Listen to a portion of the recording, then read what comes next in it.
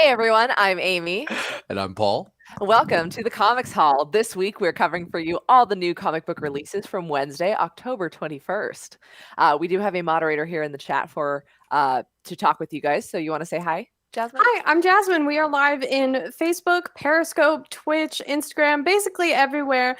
And we are so excited that you're watching with us today. So let's get to it.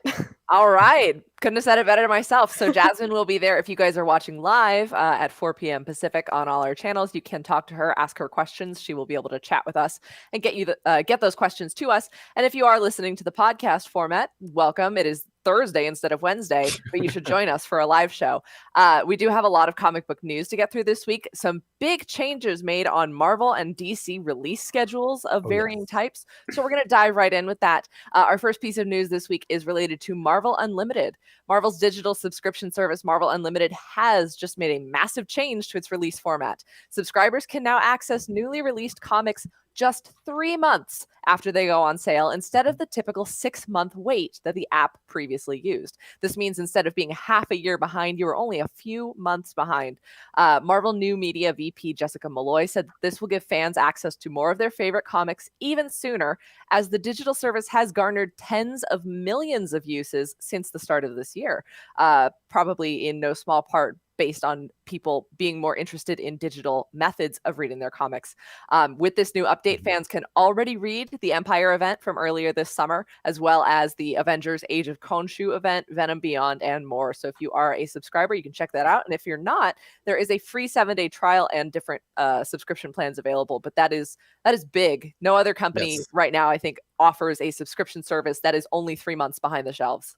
Not this year. I'm sure that has nothing to do with another comic book company releasing a brand new comic book streaming app in January. I'm sure they're unrelated. But speaking of DC in January. Did I say DC? Speaking of DC, as of January 1st, 2021, DC Comics is set to exclusively be distributed through Lunar Distribution, after breaking ties with Diamond Comic Distributions earlier this year. Currently, their books right now are being distributed through Lunar and UCS Comics comic distributors. The latter, UCS, will still be completely viable, and they're going to keep their operation, but they're just not going to be distributing DC books anymore. Furthermore, local comic book stores will now have a $500 minimum order a month to be able to order DC Comics. So now is a great time, honestly, to set up a pull list if you wanted to really sort of get on the ball with all of the new DC stuff coming up, which I don't want to get ahead of myself, but there's a lot of DC stuff to be excited about in order to help your local comic book shop meet that $500 minimum, or else they will. DC currently, and I believe Lunar is going to hold the orders until the $500 minimum a month is met. Yes, so that is a very interesting thing. I don't think those types of orders and minimums are usually made transparent to comic book fans outside of the distribution market. But this is a key point. If you are on the fence and you pick up titles from the racks, this is the time to let your store know, like, I'd like to commit to this DC title to help them meet that minimum order. This shouldn't affect most comic book stores, but just in case, always set up a poll, let your store know what you want so they can get it for you. Speaking of comic book sales and hitting minimums or maximums, the North American comic book graphic novel market has been evaluated by the NPD group, and they have reported that North American graphic novel sales are up 42% this quarter, so quarter 3 of the year. The graphic novel category, for their purposes, excludes single issue comics and digital sales, but includes the subcategory of manga and other print volumes. From July to September of this year, about 4 million print graphic novels were sold in the bookstore market, compared to April through June's 2.8 million, which is still a huge number. Yes. The biggest quarter 3 graphic novel was the mid-grade scholastic graphic novel Dogman, Grime and Punishment by cartoonist Dave Pilkey, and it sold nearly 600,000 copies by the end of September. That's great, though. The young adult and mid-grade novel, graphic novel market is huge. I mean, for as many people are out there buying Batman and Superman and the Avengers, the young adult and kids grade graphic novels, huge. I mean, if you don't know who Raina Telgemeier is at this point, like, she, like, just all these people, all these cartoonists, fabulous. So I think that's really fun that Dogman, 600,000 copies, and that's huge for the North American graphic novel market. So that's pretty exciting. Yeah, that's great. I mean, and honestly, I think we had covered a story, I mean, earlier this year about comic book sales being up again in all of 2019. So it's good to see the trend sort of keeping up in 2020 as well. We honestly, as comic book fans and as people who run a comic book show, we'd love to see it. Yes. So yes. we really do. So moving right along to our next segment here. It is where me and Amy put our taste to the test and also test our friendship. It is the panel of the week, where every week in a Let Your Geek Side Show Facebook group, me and Amy throw up a category and we say, this is what the theme of the panel of the week is this particular week. And then we throw up two panels and all of you in the Let Your Geek Side Show Facebook group vote. And this was a close one. It ended up being a really close one. So this is one that I chose, and I don't know what happens, but I love Deathstroke. It's absolutely it's no secret. So the panel that I chose was from Deathstroke #9. This sword is called the God Killer, and this is written by James Bonney and Tony S. Daniel, and the art is also by Tony S. Daniel and fan and friend of Sideshow Tyler Kirkham. And colors by Sandu Florea. I absolutely love this panel so much. I really, really was looking for the rest of this, but where you can kind of see the sword on display just by itself. And Amy kind of beat me to it with that idea, but you guys will all see in a second. But you see Deathstroke here, giving some people like the worst haircut they've ever had with the God Killer sword there. Just a little off the top means something a little different when you're Deathstroke. Now, I do want to clarify. I think we forgot to mention the category this week specifically was characters with swords. If that wasn't determined. But if you are listening to our podcast format, all of these visual assets will be available on sideshow.com/geek on our blog that does launch the same day as the podcast on Thursdays. So you can check that out.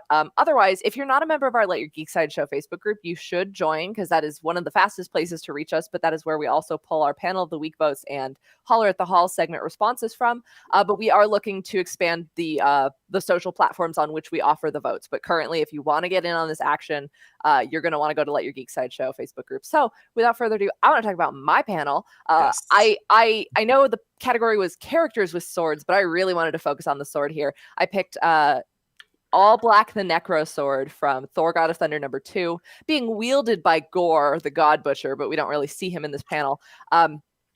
Beautiful artwork by Esad Ribic with colors by Ives Forcina. And this is technically a 3-punch panel. It is a series of movements as the Necro Sword, which fans who are following either the Thor or Venom runs may know is actually technically a symbiote now. I don't know if that was the intention when it debuted, but it is a symbiote sword, the first of the symbiotes pulled from the void by Null himself. But we see it here, and that is the sword that Gore the God Butcher is summoning around his wrist. And so we see it taking shape, and it's beautiful, it's elegant, and then the very cool coloring, literally the purple and blue color palette really just makes this a cold moment, which is quickly followed by Gore stabbing Thor. So it's beautiful and sinister all at once. So you guys did vote, and you did decide between Deathstroke and Gore the God Butcher. And which sword came out on top? Can we get a drum roll, please? Drum roll. Thank you, everyone in Gotham behind me. You guys voted, and Gore the God Butcher and All Black the Necro Sword won. So thank you guys so much for choosing that. That now puts Paul and I back at a tie. We've each won 4 of these panel showdowns. So join us next week for the Spooktacular show, where somebody's feelings will be absolutely destroyed, and I'm sure terrified when we get that panel vote up. But you guys can check that out next week. I loved your panel, and as soon as I saw it, I was like, damn. I knew it. I was like, I thought I had it in the bag. I was like, of course, Amy. I knew it was coming from somewhere in the Thor lore.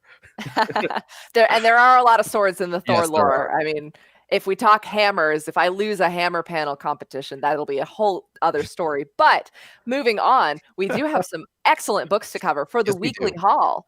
The weekly haul is where we review for you the newest releases of the week. And Paul, would you like to explain to them how we do that?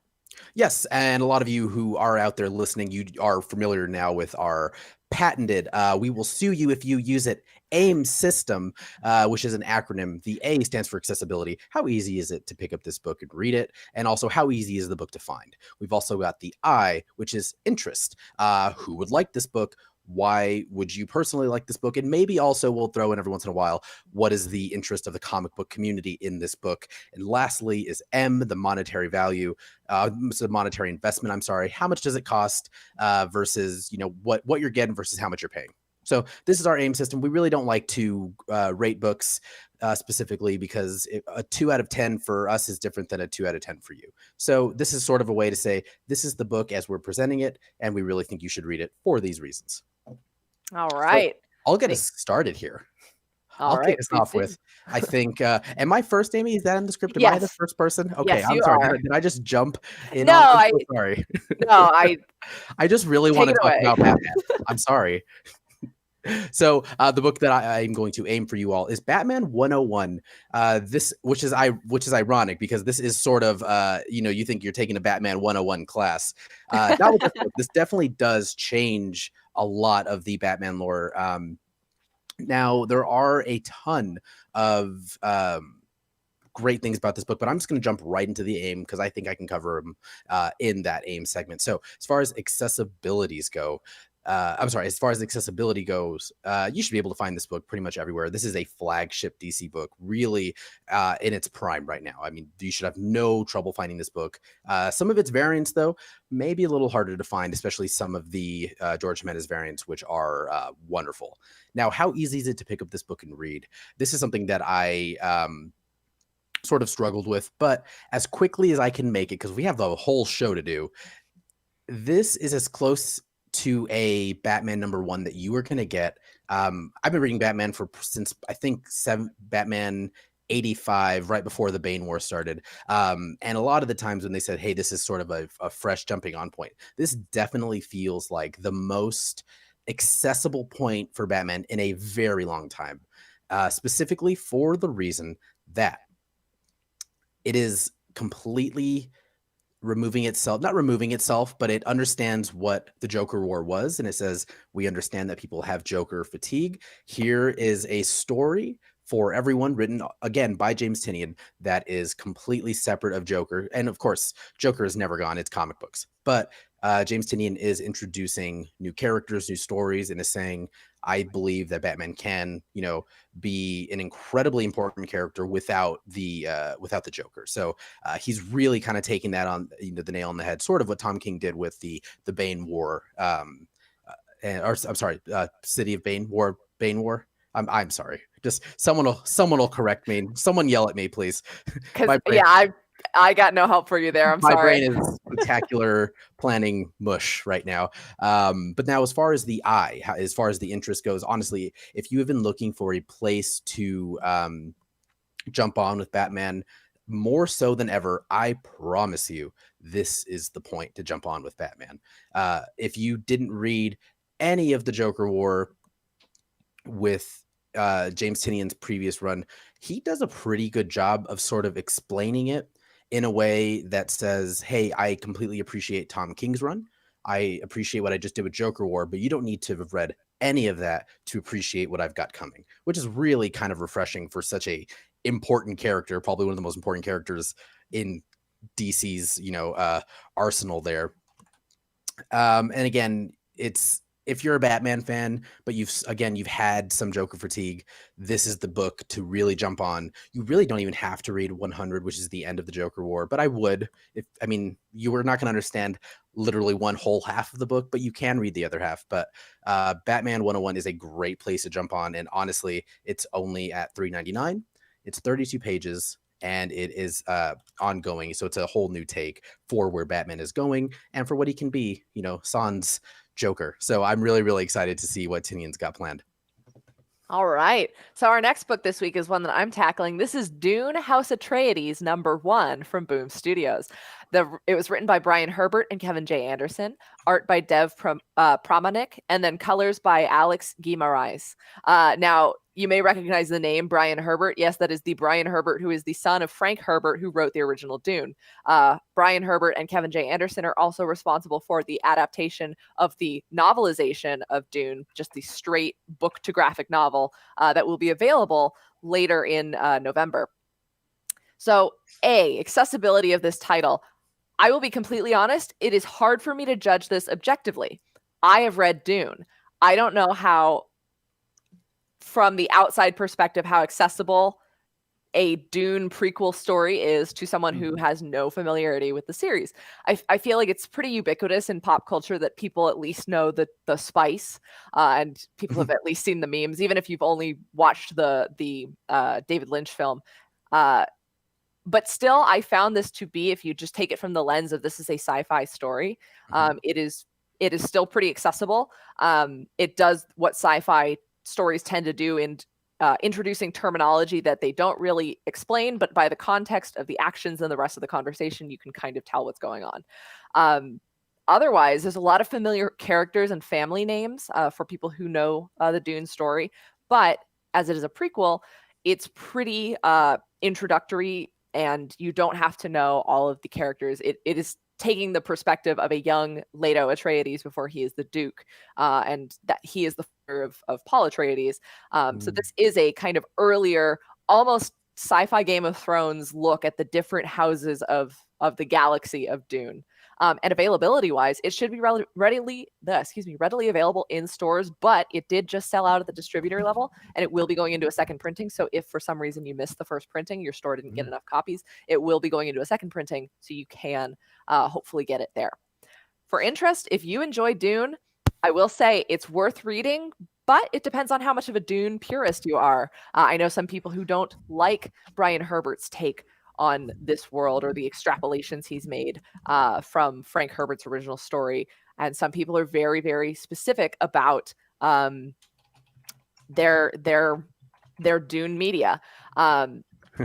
Otherwise, it's an interesting read for sci-fi fans, and it's got a lot of hard sci-fi concepts and political intrigue that is concurrent with the Dune universe, but you don't have to be a fan of Dune. I will say, if you didn't like the novel, there may be something here for you that you would be interested in, given that it is a beautiful visual format with the language.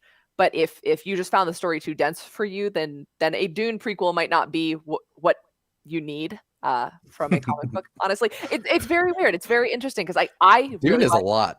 I really love the novel, but it is a lot, and I completely respect that. But in terms of M, it's a $4.99 debut issue, and it is the start of a 12-issue maxi series. So if you are considering investing in this book, you will be on for 12 issues. Jasmine, we've got some questions coming through about Dune while I'm on the subject. Yeah, we do. We have Heather Gearhart on YouTube asking if it's that she's saying she's almost done reading the book Dune now. Is the comic worth picking up? I would say that if you really did like the world, and as I'm assuming you're finishing the novel, that you did enjoy it, I would recommend turning your eyes at least to this first issue, knowing that it is a 12-issue series. You can make your judgment there, but I think it is very interesting for those who are more versed.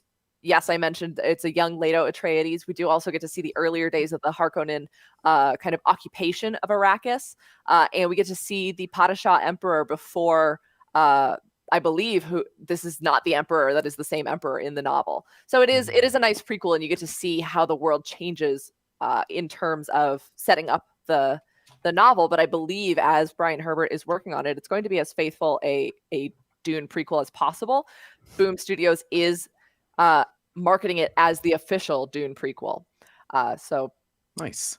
You can make your decisions there, but if you do enjoy the story, I do think it's worth picking up. Now, for $4.99, this issue is not particularly oversized. It's standard length, but it does include preview pages at the end of the story for the Dune graphic novel that is straight one-to-one of the book, or not exactly one-to-one of the book, but the more faithful adaptation of the book itself that I did mention, and that will be coming in November from Abrams Comic Arts. So that's a cool little bonus if maybe maybe if the prequel wasn't for you, but you do want to see a graphic novel version of the original story, that will be available to you soon. So that is Dune House Atreides, #1 from Boom Studios. Definitely not a book I thought would be on our list for this week, but I'm always here for more Dune content, and if you're itching ahead of the movie, Oh yeah. this would probably be something to tide you over.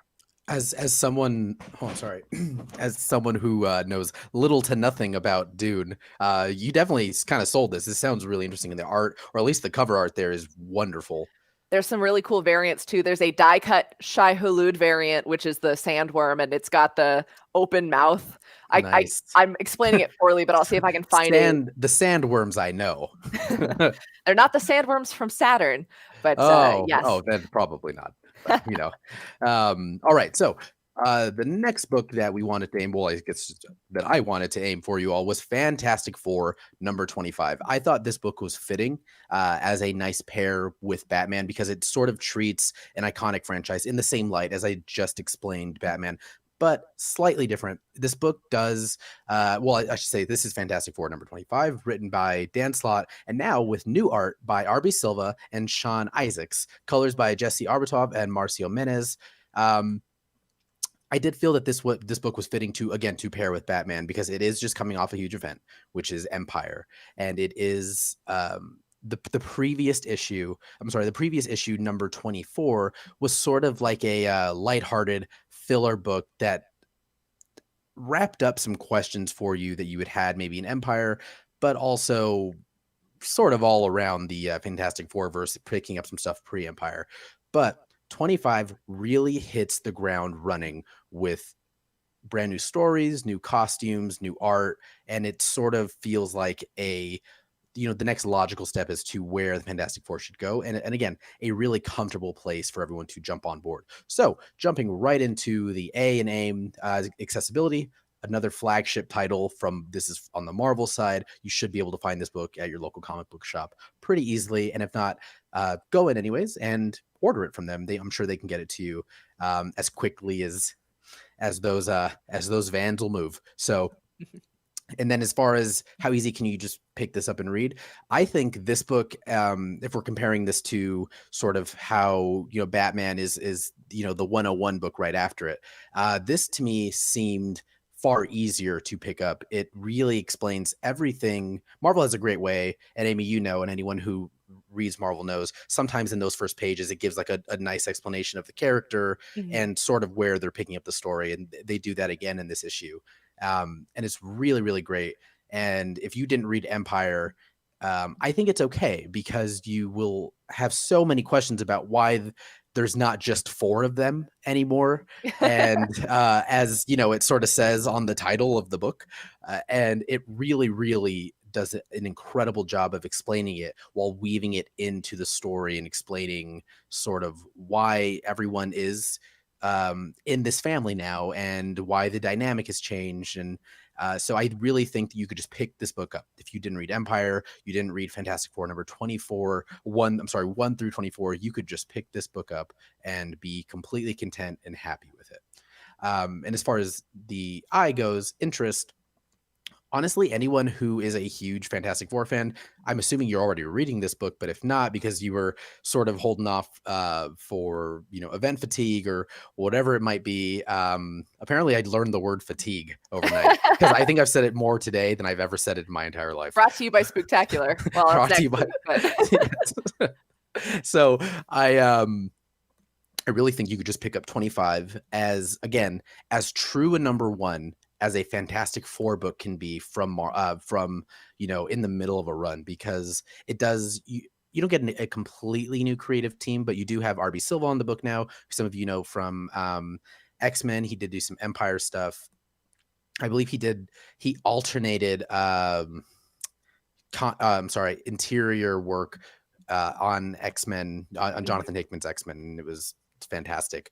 But we also honestly, I'm sorry that this book is so good, and I really think that Dan Slott is doing a wonderful job of balancing now Franklin's duties is, do I belong to Krakoa? Do I belong on Yancey Street? And that sort of plays into it while introducing new villains again. So it's a big week for new villains, but with, with old classic characters, but with new villains. I really, really think that, I mean, if you were looking for a place to pick up Fantastic Four, this is really the spot to do it. I can't stress enough how well it's drawn, how well it's written. Of course, I think Dan Slott's, he's found the perfect groove of writing the family dynamic here, and it really shows. And it's sort of a very telling of where the story itself will go. And again, this book is a little bit pricier. This book is $5.99, but it is 52 pages. So, wow. Yeah, they really kind of hit the ground running because they did something that I do actually really love in comics, is when they have a new creative team stepping in and they give them an oversized book, and they sort of give the main team 30 pages and everyone else gets 10 pages to sort of throw the breadcrumbs out to everyone to start following them for what's to come in the next 10, 12 issues. So I honestly think that for the price you're getting, it's well worth it. R.B. Silva, the fantastic artist, Dan Slott's killing it on this book. So that's Fantastic Four number 25. Honestly, you should pick it up today. It's New Comic Book Day. Pick it up. And I know that Paul is the one aiming that book, but I do want to throw in back to our news segment. If you are interested in catching up on Empire and then maybe jumping into Fantastic Four, yes, you can check out Marvel Unlimited because it has updated with Empire. It is now 3 months behind. So I think that's a great opportunity. I had no idea that was an oversized issue, but that's a clear indicator that Marvel wants people to be jumping in at that point. And Empire is only 6 issues, so you can really just read that core story and jump right into Fantastic Four and just have one heck of a Saturday. So I think you should do it. That's your Comics Hall homework. Go do that. Now, I have, just ahead of Halloween, I know our spooktacular themed show will be next week, but I've got a little treat ahead of the tricks. The last book I wanted to aim this week is the Stranger Things Halloween special from Dark Horse Comics. Now, and I say it's a little treat because so rarely do we review one-shots on this show. There haven't been too many one-shots that have crossed our pull list, but this is a true one-shot. It was written by Michael Morrissey with art by Todor Hristov and colors by Chris O'Halloran. And a one-shot story is one and done. You don't have to pick it up, or you don't have to pick up anything after this. You do have to pick this one up, but you don't have to pick anything up after this because it is a complete and self-contained story. And and those do feel like a nice little breath of fresh air in your pull lists every now and then. I finished this book with a grin on my face. So for accessibility, at this rate, I think it's safe to say that everybody's at least a little familiar with Stranger Things or how the world operates. It is an 80s kind of nostalgia horror series. But even if you haven't seen the whole series, this is an accessible book because it's a one-shot of the kids telling stories, scary stories as children do, on Halloween night, set before the events of the first season. So you don't have to be caught up to dive in. You can have seen maybe 1 or 2 episodes, or you can have seen 1 season. You don't need to know anything about the more recent episodes of the show because it does take place before the opening episode. I would recommend at least you've seen The Vanishing of Will Byers, which is episode number 1 of season 1. But it is a very simple concept, and even if you didn't know what Stranger Things is, the idea of children telling stories on Halloween night is kind of universal. So interest for fans of Stranger Things, there's a lot to love here. The likenesses and the artwork are amazing. Because it is a 1-issue thing, I think the art team had a lot of time to let this breathe, and so the kids look exactly like they do in the show. I won't spoil what they're wearing, but all 4 of the boys are wearing matching Halloween costumes. It's very cute. And just so you know, there is no 11 in this story because it is set before the events of the series. The character voices are also fantastic. There's a little bit of profanity, so be advised. Otherwise, it is a mostly accessible and quite possibly all ages story, depending on your sensitivity to swearing. And it's a rare moment of the group of the 4 boys, Will, Dustin, Mike, and Lucas, all together before the events of the show. So it is a really fun thing. And that makes Will a starring character in the adventure as well, because he hasn't disappeared yet. It's appropriately creepy, but again, nothing too mature that would turn off even a sensitive stomach. And I don't want to spoil too much about what the stories they tell are, but it is very cute, very, very Hawkins, Indiana, Stranger Things appropriate. And the price, the M of our aim, is $3.99, and it's a one-shot issue. It is a brisk read. It's fun. It's self-contained. You pay $4 for a one-and-done story, and I mean, I'm glad I picked this one up. I'm not reading the Stranger Things series, Right. but Stranger Things has been putting out a lot more books lately, in addition to the ones that Jody Houser is tackling that are more focused on either the laboratory in 11 and the experimentation or other aspects of the show. There's going to be a Stranger Things D&D crossover coming up soon, but this is just a really cute and sweet look at the friendship that these boys share. And if you are watching the live show, the background behind me is actually the Francesco Francavilla cover that is on the screen as well, just the standard view of Castle Byers. And again, if you are checking us out on the podcast, you can go to sideshow.com/geek to see the visual assets and all the covers that we referenced during this show. Yeah, that's a beautiful cover. That's what I was staring at. Oh yeah, Like, Francavilla wow, that's stuff wonderful. is great. But yeah, that's all there is to say about that issue without sitting here and telling you the entire story. It's really nice to have a one Which shot. we have time, Amy, if you want to just go ahead and do that. I mean, We've got some other segments to get to, and I'm actually very excited. So that is the end of our AIM and Hauler weekly haul segment. But we do want to turn your eyes forward to the coming months with our pulling ahead segment. Last seen when we discussed the December event solicitations. But DC Comics did drop a big announcement this week, and that's why it wasn't in our news, because we wanted to focus a little closer on DC Future State. Paul, do you want to get us started on that? Yes. So this is our pulling ahead segment, and this is one that I'm so very excited for. So DC Comics Future State is going to be a 2-month line-wide event from January 2021 to February 2021, where all DC Comics will be in the future state. And it takes place, so all of these books will take place in the future of a DC comic. So whatever the run is on now, it's in the future. But every story that we're going to be getting takes place in a different future. So it's all in one timeline, but it may be in, the Batman stories 10 years from now, while the Superman stories 250 years from now. We don't know any of that, which is, to me, more exciting. So I'm really, really excited for that.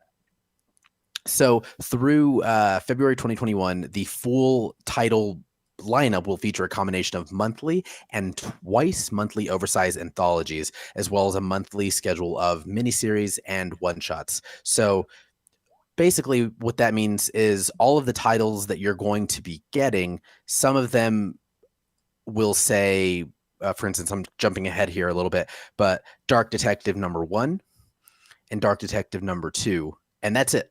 We're just getting 2 oversized issues. I'm assuming maybe 52 pages or so. That's usually where DC likes to play ball at with their oversized event issues. So some of them are going to be just one shots. Some of them, I know one in particular, is going to be 4 issues that will actually carry into March, I believe, which brings me to what can you really expect from the big 3? Because I know a lot of people, they are DC Comics purists, and they read the big 3. They read Wonder Woman, they read Batman, and they read Superman, and that's also Action Comics and Detective Comics as well. So as of now, as we know, even Jim Lee's come out and said a lot of it's changing. A lot of what we are going to see is they are taking risks, and they are going to be doing some incredible stuff.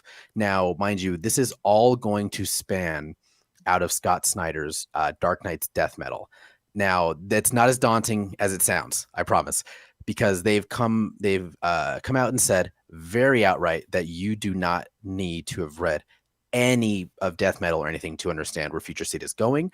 But the end of Dark Knight's Death Metal, which I believe ends the first week in January now, it does sort of paint the picture, or I guess for lack of a better word, it builds it builds the canvas for you. But then Future State will, it'll make its own mark. But you don't need to have read any of that, because that is a whole other event and whole other thing. But we have talked about it plenty, so you can go back and watch some of our other shows. I promise I've covered it in detail. But so as far as the Trinity goes, Diana will be passing on the role of Wonder Woman, but will still appear in the far future. Superman has been exiled from Earth and has set his sights on fighting up the ranks for control of Warworld.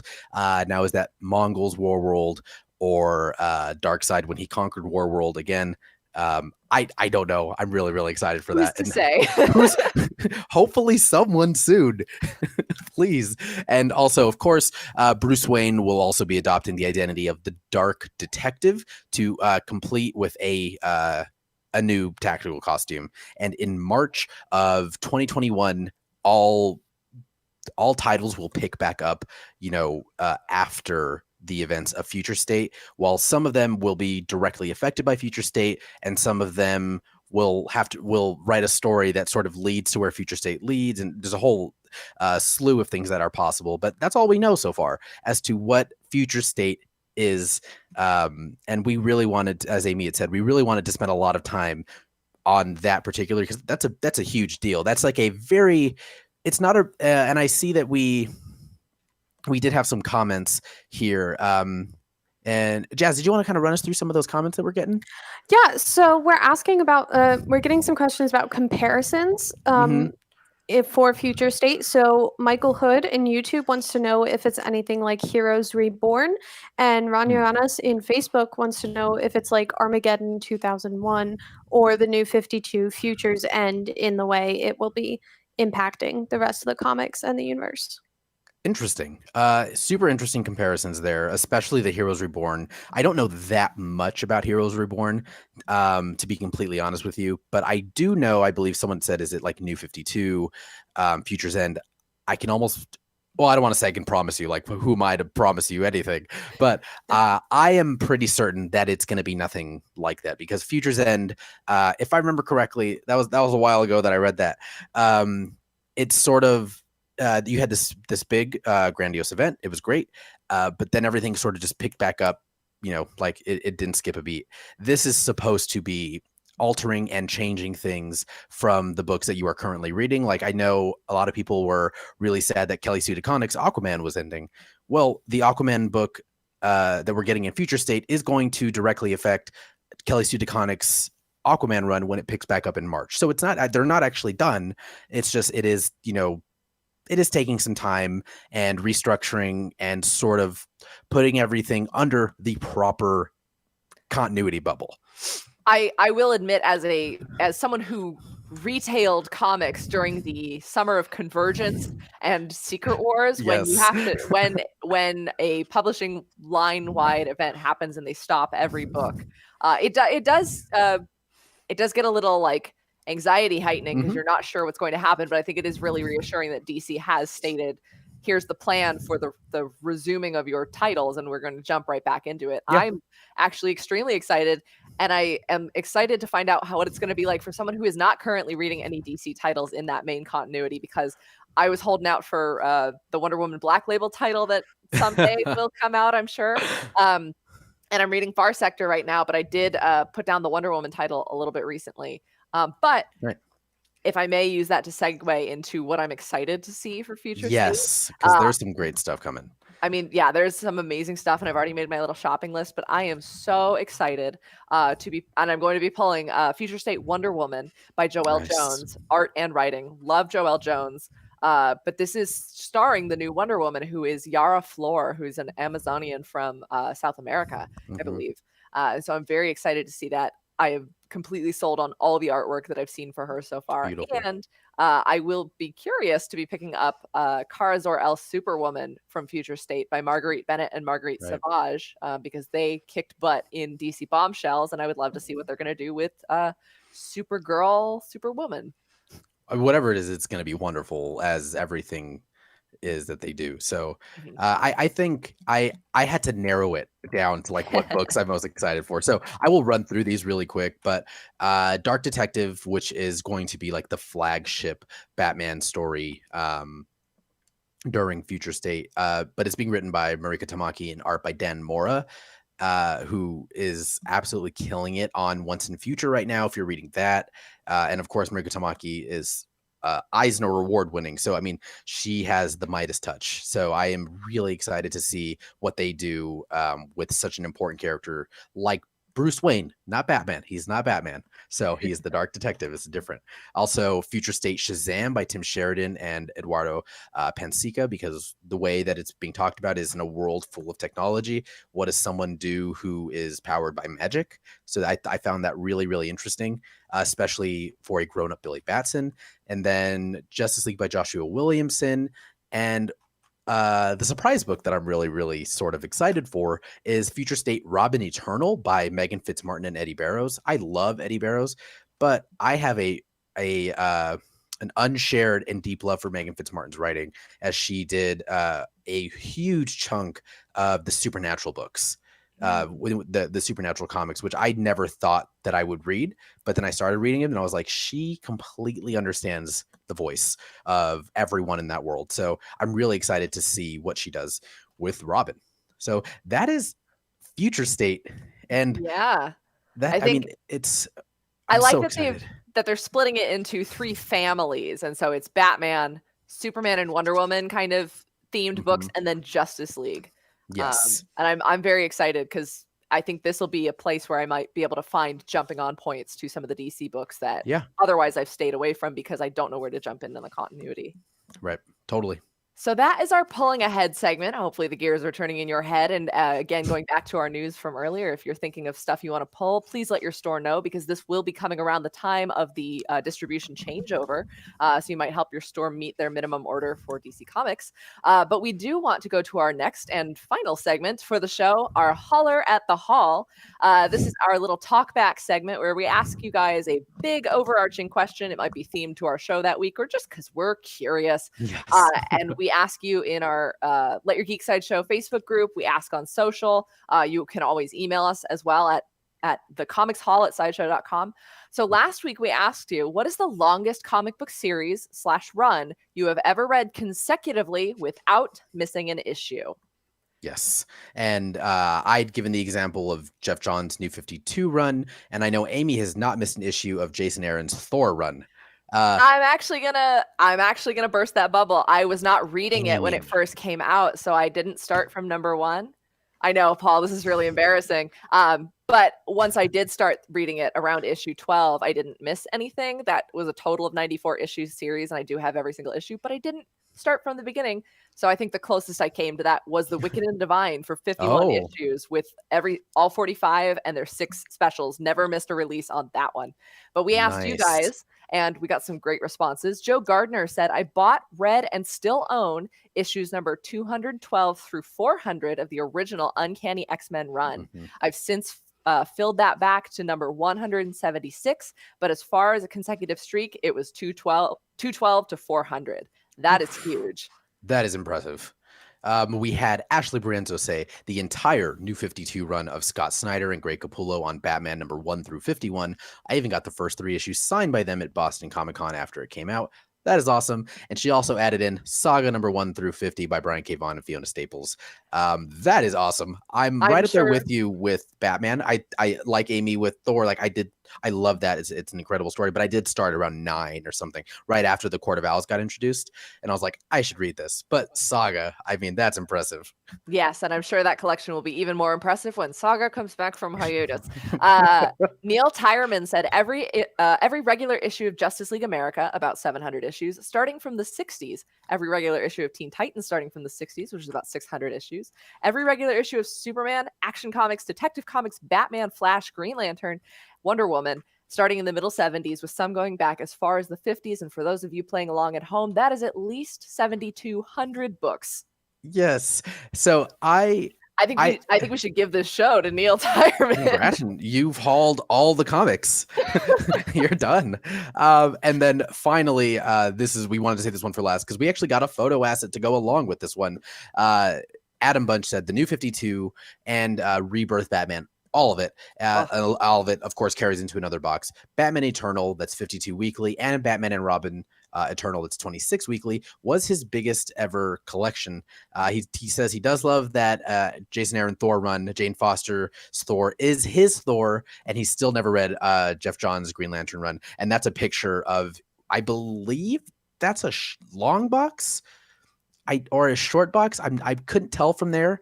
He didn't provide any context as to if that's a long or short box. If it's a short box, that's at least almost 200 to 150 books. Yeah. So, and a long box is, I believe, what, Amy, maybe like 400 books, Yeah, possibly. 3 or 4, depending on the bag and board and how many you just absolutely cram in there. But yeah, that's impressive, and I do like the specific folder tab for Batman itself. That's a nice. Oh yeah, way to that's keep my that- favorite. Keep that organized. Mhm. So we do have a question for you guys next week because we did mention throughout the show. Next week will be our Spooktacular special, so we won't be covering the weekly books. We will be giving you some Halloween themed recommendations. But on that note, for our next Holler at the Hall question, what real-life comic book horror stories have you experienced? Chill our spines with your true tales of torn pages, bent covers, or lost or stolen collections. We want to hear your comic book collecting nightmares for our Spooktacular special. I know that Paul and I have some sad stories of our own, Yes. but nothing. I mean, just make us sad for your collection. Tell us about some time that you encountered a comic book collecting horror story. Keep it appropriate, but Yes, please. that you may have a chance to be read out loud on our Spooktacular special.